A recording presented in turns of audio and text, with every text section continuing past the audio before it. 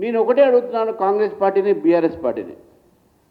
బెంగాల్లో ఏ విధంగా అయితే రోహింగ్యాలు బంగ్లాదేశ్ని ఓటర్ లిస్ట్ నుంచి తీసేశారో అది తీయకూడదా? హైదరాబాద్ వాళ్ళ పేర్లు యాడ్ చేయాలా? మీ ఇద్దరిని అడుగుతా ఉన్నాను నేను. హైదరాబాద్ ఓటర్ లిస్టులో, తెలంగాణ ఓటర్ లిస్టులో బంగ్లాదేశీ వాళ్ళవి, పాకిస్తానీ వాళ్ళవి, పాకిస్తాన్లో కూడా చాలామంది ఉన్నారు. దాదాపు 5,000 నుంచి 10,000 మంది ఓవర్ స్టేయింగ్ పాకిస్తాన్ ఉన్నారు హైదరాబాద్లో.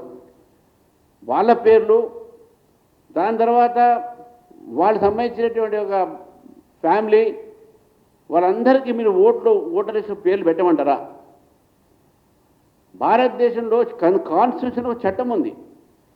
Only N Indian can become voter. Indira Gandhi గారి ఇంట్లో సఫ్దర్జంగ్ రోడ్లో 1980లో పోలింగ్ స్టేషన్ నెంబర్ 145 ఇందిరాగాంధీ గారి ఇంటిది.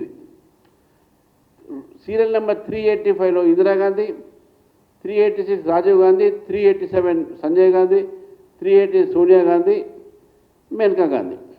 388 నెంబర్లో ఉన్నటువంటి ఒక సోనియా గాంధీ గారు 1980లో షీ బికేమ్ ఓటర్. అప్పుడు ఆమె భారతీయ పౌరురాలు కాదు. She became Indian citizen in 1983.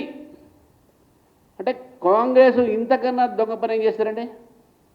ఇది ఓటు చోరీ కాదా? దొంగ ఓటు నమోదు చేయడంలో మీరు ఎక్స్పర్ట్స్. సోనియా గాంధీ గారి ఓటే దొంగ విధానంగా మీరు ఓటర్ లిస్టు తీసుకోవడం జరిగింది.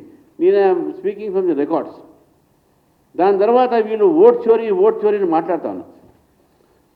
ఓటు చోరీ అనేది ఏది ఉందో, వీళ్ళ ఓటు చోరీ కాదు, ఈయన మెదడు చోరీ అయింది. వీళ్ళ ఫస్ట్ చెప్తాను నేను. కాంగ్రెస్ పార్టీ అందరి మెదడు చోరీ అయింది. ఓటు చోరీ చేసిందే కాంగ్రెస్ పార్టీ.